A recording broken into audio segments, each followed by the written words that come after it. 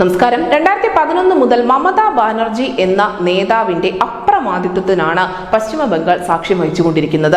അതുകൊണ്ട് തന്നെ ആയിരിക്കാം ഒരുപക്ഷെ അവരെ ലേഡി ഹിറ്റ്ലർ എന്ന പേര് പറഞ്ഞുകൊണ്ട് പ്രതിപക്ഷ പാർട്ടികൾ കടന്നാക്രമിക്കുന്നതും. അക്ഷരാർത്ഥത്തിൽ ഒരു ഹിറ്റ്ലർ ഭരണം തന്നെയാണ് ഇപ്പോൾ പശ്ചിമ ബംഗാളിൽ നടന്നുകൊണ്ടിരിക്കുന്നതും.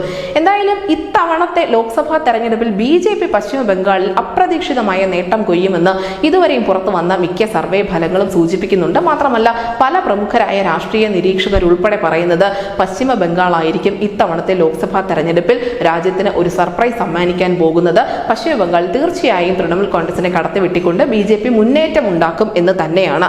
ഇതിനു മുൻപ് പുറത്തു വന്ന ന്യൂസ് 8ന്റെ മെഗാ അഭിപ്രായ സർവേ പറയുന്നത് സുവേന്ദു അധികാരിയുടെ നേതൃത്വത്തിലുള്ള BJP സഖ്യം 25 സീറ്റുകളെങ്കിലും നേടിയെടുക്കുമെന്നാണ്. അതേസമയം തൃണമൂൽ കോൺഗ്രസിന് വെറും 17 സീറ്റുകളിൽ മാത്രം തൃപ്തിപ്പെടേണ്ടി വരും എന്നുകൂടിയായിരുന്നു ഈ ന്യൂസ് 8ന്റെ മെഗാ സർവേ ഫലം നൽകിയ സൂചന. ഇനി ഇന്ത്യ TV CNX ഫലമാവട്ടെ ഇതിനോട് സമാനമായ ഒരു ഫലം തന്നെയായിരുന്നു പറഞ്ഞത്. അവിടെ 19 സീറ്റുകളിൽ മാത്രമേ തൃണമൂൽ കോൺഗ്രസിന് വിജയിക്കാൻ സാധിക്കൂ, 22 സീറ്റുകളിൽ BJP ഒറ്റയ്ക്ക് നേട്ടം കൊയ്യുമെന്നായിരുന്നു ഇവരും അഭിപ്രായപ്പെട്ടത്.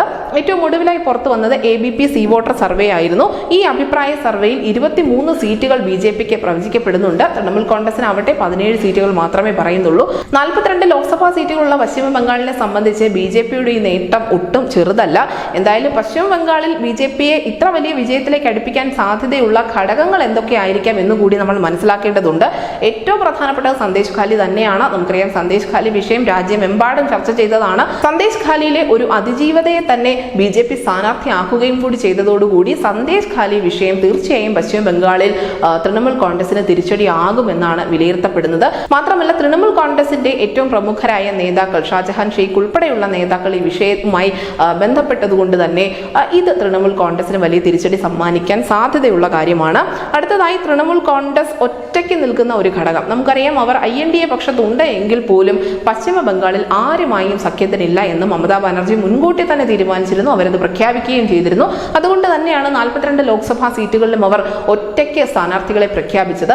ആരുമായും തങ്ങൾ കൈകൊടുക്കാനില്ല എന്ന് മമതാ ബാനർജി പറഞ്ഞത് അവരുടെ ആത്മവിശ്വാസമായി നമുക്ക് കണക്കാക്കാമെങ്കിൽ പോലും ഇങ്ങനെ ഒറ്റയ്ക്ക് തെരഞ്ഞെടുപ്പ് കളത്തിലേക്ക് ഇറങ്ങുമ്പോൾ അത് ഉണ്ടാക്കി വെക്കുന്ന ചില റിസ്ക് ഫാക്ടറുകൾ കൂടിയുണ്ട്.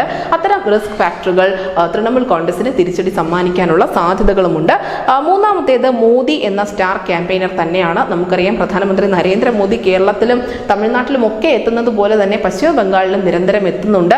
അദ്ദേഹം മിക്കപ്പോഴും പശ്ചിമ ബംഗാളിൽ സംസാരിക്കുന്ന ഏറ്റവും പ്രധാനപ്പെട്ട വിഷയം സന്ദേശ് ഖാലിയാണ് താനും. അങ്ങനെ അവിടുത്തെ സ്ത്രീകളുടെ അല്ലെങ്കിൽ ദളിത് വിഭാഗങ്ങളുടെയൊക്കെ വലിയ പിന്തുണ നേടിയെടുക്കാൻ മോദിക്ക് സാധിച്ചിട്ടുണ്ട്.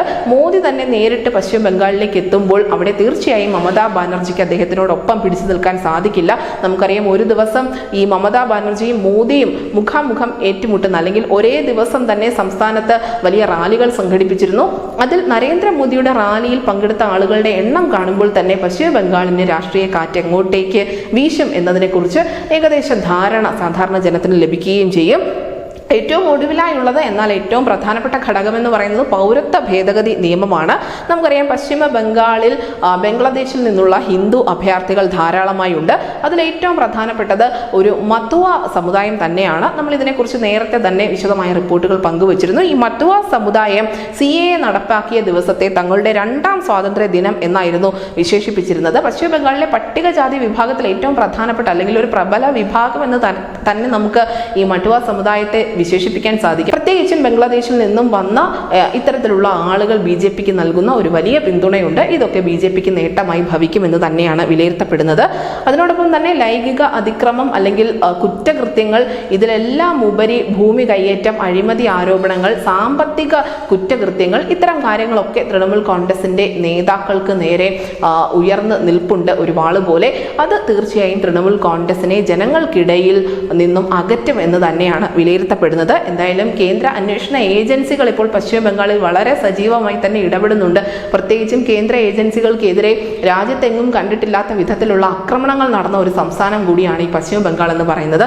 അങ്ങനെ ആകെ ഈ സർവേ ഫലങ്ങളും അതിനോടൊപ്പം തന്നെ ചില പ്രധാനപ്പെട്ട ഘടകങ്ങളും ഒക്കെ വിലയിരുത്തുമ്പോൾ നമുക്ക് മനസ്സിലാക്കാൻ സാധിക്കുന്നത് 2024 BJP ഏറ്റവും വലിയ നേട്ടം ഉണ്ടാക്കാൻ പോകുന്നത് അല്ലെങ്കിൽ ഏറ്റവും അപ്രതീക്ഷിതമായി നേട്ടം കൊയ്യാൻ പോകുന്നത് പശ്ചിമ ബംഗാളിൽ തന്നെ ആയിരിക്കുമെന്നാണ്. News desk news India Malayalam.